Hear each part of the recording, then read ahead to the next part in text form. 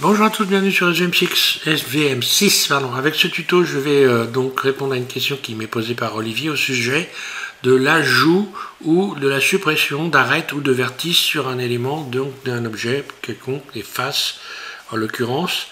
Et donc c'est important de bien comprendre le principe, comment ça fonctionne, pour avancer correctement quand on modélise. Donc je vais vous faire cette démonstration. Je pense que je ne l'avais pas faite dans le premier tuto, c'est peut-être un oubli, je pense.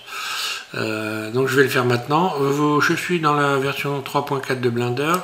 Donc vous faites comme moi, vous pouvez rajouter ici, pour ceux qui auraient du mal à comprendre comment ça fonctionne, l'ajout et le retrait de vertices, puisque suivant qu'on a une figure qui est donc constituée de 4 vertices ou de 3 vertices, l'ajout de nouveaux vertices ou d'arêtes est complètement différent. Par exemple ici, je passe en mode Edit, je clique sur le 1 au-dessus de AZERTY pour me retrouver à sélectionner des vertices.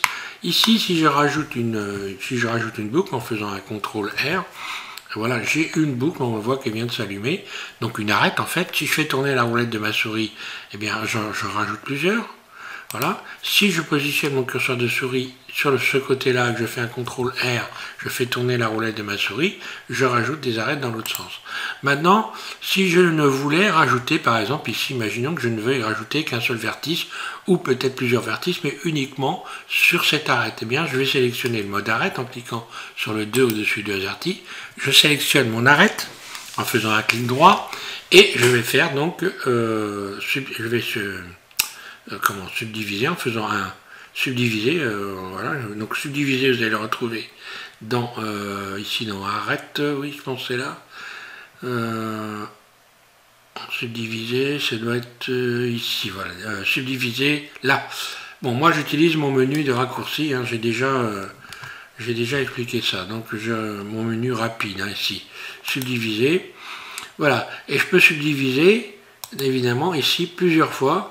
Si je sélectionne, si je mets 2, 3, 4, etc., vous allez voir que lorsque je me remets, donc on est là dans le mode arête, hein, c'est là, si je repasse dans le mode vertice, vous voyez que j'ai rajouté plusieurs vertices sur une seule arête.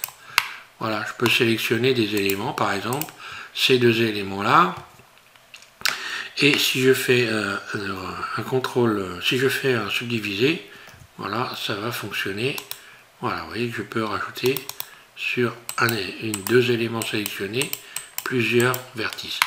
Maintenant, imaginons que je veuille rajouter des arêtes. Là, maintenant, à partir de cette figure-là, qui est constituée d'une multitude de vertices, qui s'appelle un n-gone, eh bien, je peux sélectionner différents vertices et les relier par des arêtes. Je sélectionne par exemple ce vertice-là, puis celui-là. J'appuie donc sur Shift, je fais un clic droit, et si je fais fermer, eh bien, je viens de rajouter ici, on le voit très bien, je me clique sur le 2 au-dessus de AZERTY pour qu'on puisse voir, j'ai rajouté une arête, j'ai donc découpé ma face en rajoutant une arête. Je repasse dans le mode vertice, voilà, je peux, alors si j'essayais de faire ça, par exemple, et que je fais fermer, qu'est-ce qui s'est passé? Est-ce que j'ai fermé? Eh bien non, j'ai rien fermé du tout, parce que tout simplement, là, je n'ai pas de vertice qui est venu, CTRL Z, qui est venu se positionner pour pouvoir relier les deux éléments.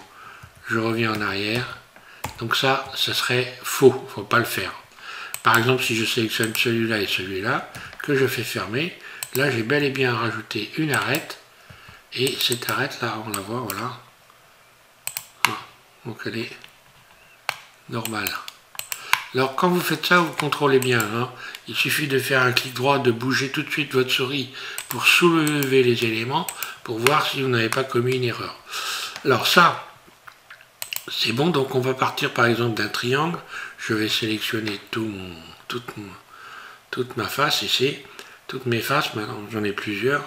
Je fais donc Shift X supprimer, je vais revenir ici, remettre Shift S, mon curseur au centre du monde ici, je vais réajouter ici un plan, voilà. Ce plan, je vais le transformer. Alors, ici, par exemple, ce plan, je pourrais le trianguler les faces. Vous allez dans face et vous allez donc ici trianguler les faces. Voilà, trianguler. Je peux faire un CTRL T ici, donc si je fais CTRL T. Voilà, on voit que là, hop, ça a triangulé la face. Si j'essaye de rajouter une boucle, eh bien, voilà ce qui se passe. En faisant un CTRL R, je n'ai qu'un seul vertice qui est venu se positionner. Tout simplement parce que je tente de rajouter une boucle sur une face qui est triangulaire et qui n'est composée que de 3 vertices. 1, 2 et 3. CTRL R, là, j'ai un vertice qui vient de se positionner, on le voit sur la droite. Donc maintenant je me retrouve avec, alors je vais faire un clic gauche pour valider, je me retrouve donc avec une figure géométrique qui comporte 4 vertices. Donc cette fois-ci, est-ce que je peux traverser en faisant une boucle, CTRL R? Eh bien on voit que je peux cette fois-ci traverser l'ensemble. Hein. Je vais faire un GY, là. Là on voit mieux, donc en fait j'ai une figure qui serait, on pourrait qualifier de presque triangulaire, de rectangulaire, voilà. Si je rajoute une boucle ici, ça passe. Et là par contre, en rajoutant cette boucle là, qu'est-ce que j'ai fait? J'ai transformé ce triangle là en quad, puisque là, double G, on voit bien que j'ai. Et à partir de là, est-ce que je peux traverser? Eh bien oui, on voit que je peux traverser tous les ensembles, puisque tout est constitué, tous les éléments sont constitués de 4 vertices. Voilà, si je ne voulais rajouter des vertices que par exemple sur cette arête-là, eh bien tout simplement j'irais subdiviser, voilà, et je pourrais en rajouter même plusieurs, autant que je veux. Mode vertice, ici, on le voit, je vais rajouter plein de vertices. À partir de là, je ne peux plus traverser cet ensemble. Cette face, donc, qui est constituée de plusieurs vertices, ici, qui s'appelle un n-gone. Voilà. Tout simplement. Voilà. J'espère donc, Olivier, que tu as bien compris, que ça va servir à tout le monde. C'est pas très compliqué. Il suffit de s'entraîner un petit peu pour être sûr d'avoir bien saisi tout ça. Hein. Donc les n-gones ne sont pas des figures géométriques qui ne sont pas valables, comme j'ai entendu dire par une personne que en fait c'était une erreur d'avoir des n-gones dans un modèle. Eh bien non, ce n'est pas une erreur d'avoir des n-gones dans un modèle.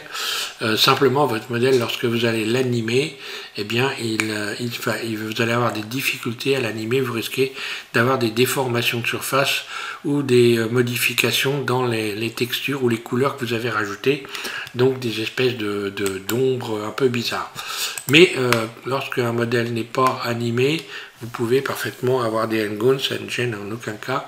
D'ailleurs, c'est une chose qu'on ne pouvait pas faire il y a plusieurs années avec Blender, puisque Blender a évolué, et qu'on peut parfaitement réaliser maintenant, faire avoir des n-gones. Voilà.